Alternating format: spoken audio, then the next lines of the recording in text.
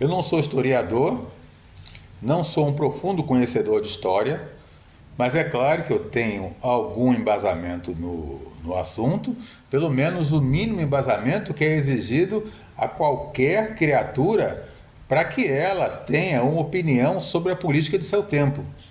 Ou seja, você não pode formar opinião, melhor, você não pode entender a política de hoje se você não tiver algum conhecimento do passado.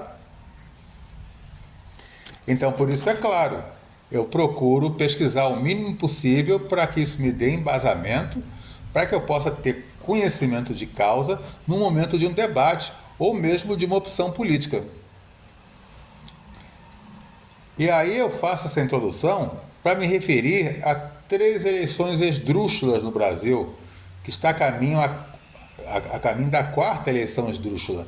Ou seja, a primeira se deu em 1961 com a eleição de Jânio Quadros, que disse que ia acabar com a corrupção no Brasil e aí inventou o símbolo da vassourinha.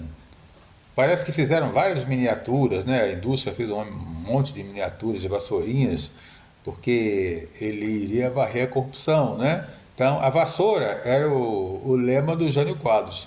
E aí ele virou uma febre. O povo queria Jânio, mas queria Jânio de qualquer maneira, não é? Afinal de contas, ele ia varrer a corrupção.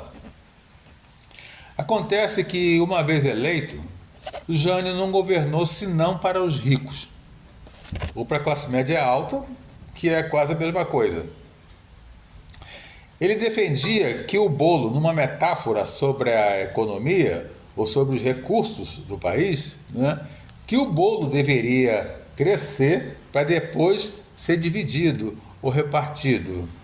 Mas quando o bolo crescia, virava unicamente concentração de renda nas mãos de uma das classes privilegiadas.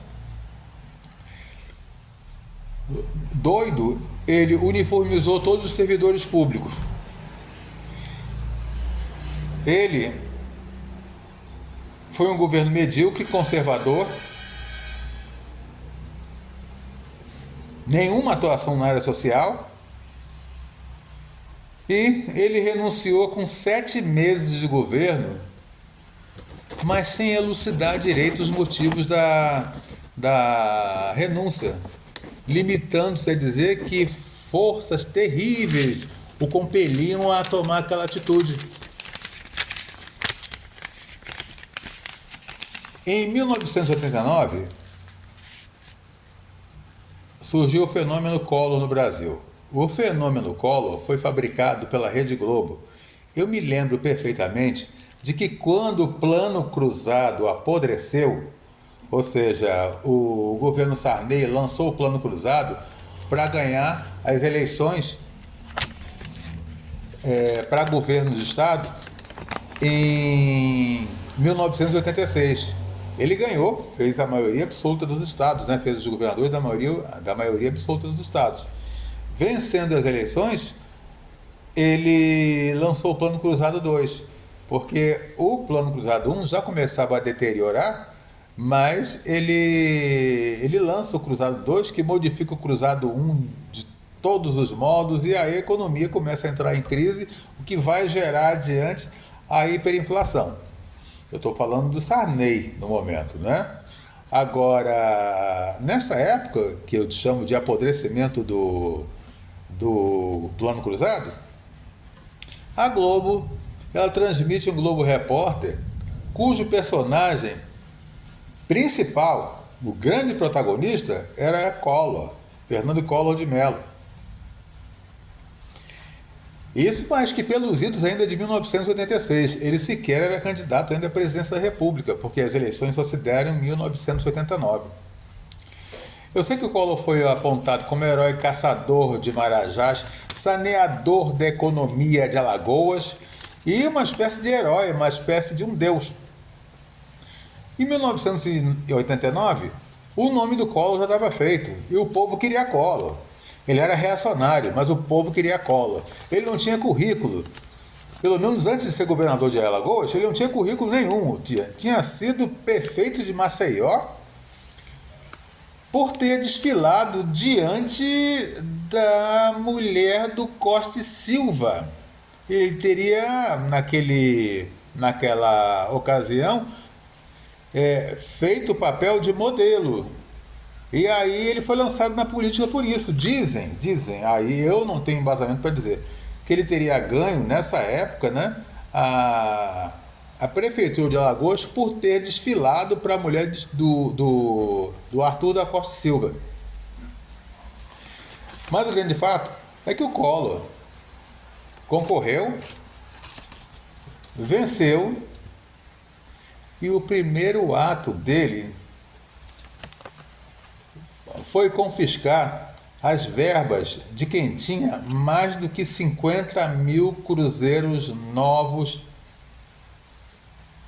em investimentos, como poupança, overnight e outros antigos investimentos. Ou seja, se você tivesse vendido um imóvel e quisesse guardar aquele dinheiro, o Collor procedeu da seguinte maneira: o que excedia 50 mil cruzeiros novos foi confiscado, depois devolvido a perder de vista, né? Mas o fato é que o Collor, além de ter feito isso, ele acabou sofrendo impeachment, né? Ele teria sido, ele acabou absolvido, né, pelo STF dos crimes dos quais foi acusado. Parece até que por pouca competência da acusação, ou talvez até fosse mesmo inocente. Mas o grande fato é que hoje Collor, ele já foi condenado no STF e está aguardando o julgamento dos embargos infringentes para a definição de sua situação com relação à justiça. Mas Collor foi um cara totalmente inconsistente, incompetente. Ele prefixou em seu governo, ele prefixava a inflação em zero.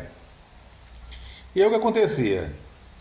Então, ou seja, antes da inflação, de você contar o período de calcular a inflação, ele prefixava, dizer, a inflação do mês que vem vai ser zero. Os preços subiam, os salários ficavam. Ou seja, cada dia os salários mais perdiam para os preços. Foi um péssimo governo. Ele não tinha competência, habilidade política. Ele foi uma coisa que a Globo criou para evitar que algum progressista assumisse o governo, ganhasse a eleição para o governo federal em 1989.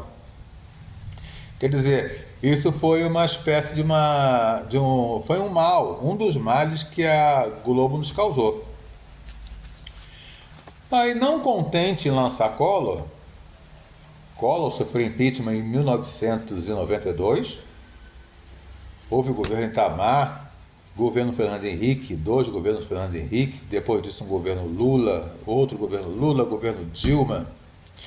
E aí a Globo também resolve dizer, Bolsonaro concorre, e a Globo resolve passar para a gente a impressão de que Bolsonaro não era um político tradicional, não era um político profissional, embora isso se deu em 2017.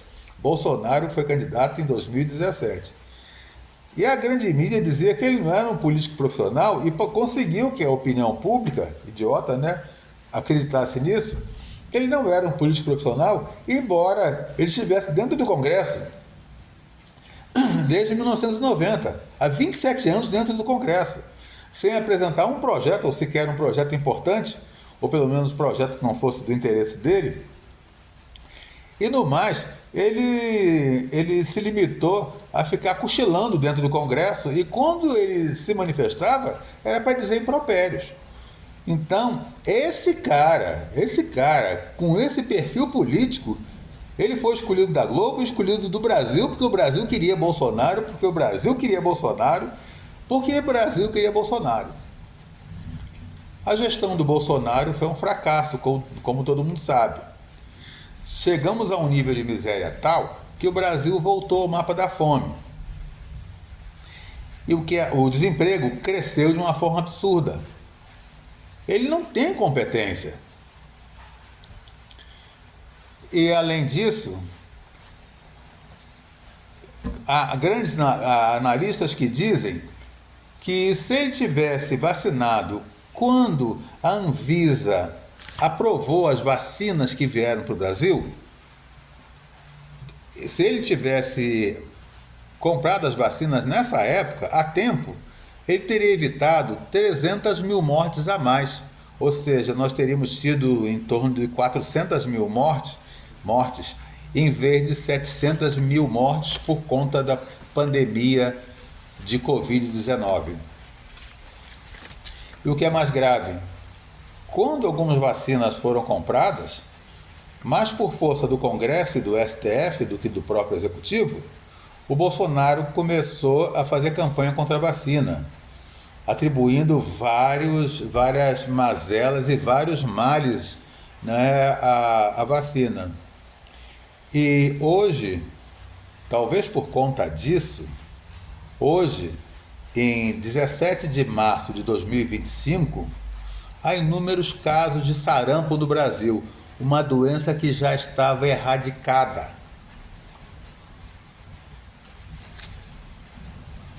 A Procuradoria-Geral da República hoje acusa Bolsonaro de vários crimes e a acusação vai ser aceita ou não pelo STF. E dentre elas está a acusação de que ele não teria aceitado. Olha, se ele aceitou, parece que não. É aquela coisa, não basta ser honesto, é preciso parecer honesto, né? Então, ou seja, se ele aceitou o resultado da eleição presidencial na qual ele foi derrotado, a impressão que ele nos passa é que não, até porque ele não passou a faixa para o Lula. Mas o fato é que, entre outras coisas, a PGR o acusa de ser o grande inspirador daquelas quebradeiras do 8 de janeiro de 2023. Bolsonaro defendia a tortura, a ditadura,